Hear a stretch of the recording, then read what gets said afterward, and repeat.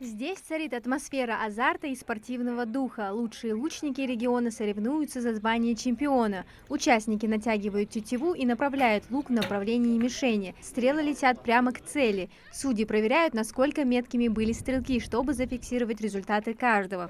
Это, видимо, деревянный лук, поэтому... Состязуются около 60 человек. Собрались как новички, так и лучники с опытом. Некоторые из них уже не раз демонстрировали свой профессионализм на соревнованиях.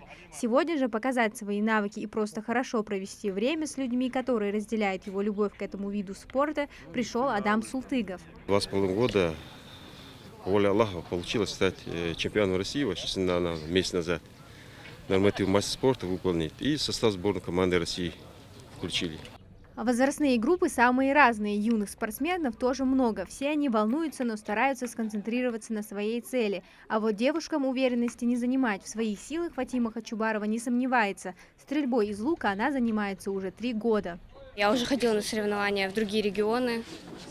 Даже в другие регионы? И что смогла? 2-е место.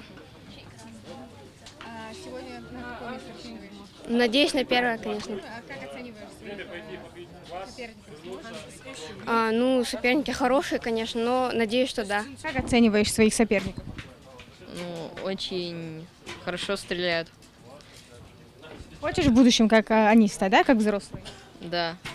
Особенно с 50 метров стрелять, это вообще очень круто. А ты сегодня с какой дистанции стреляешь? 15.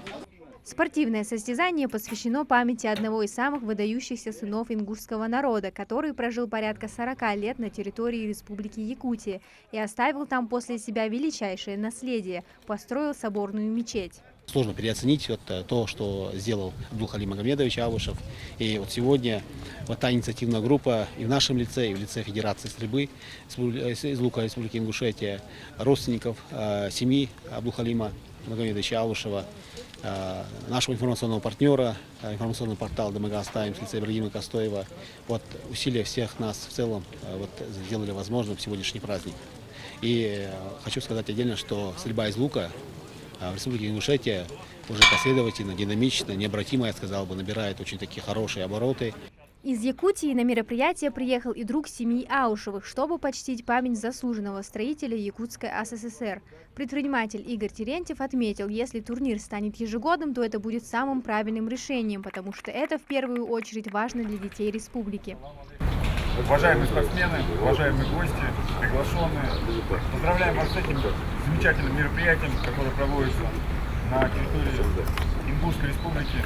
Считаю, что это мероприятие достойно проведению именно здесь.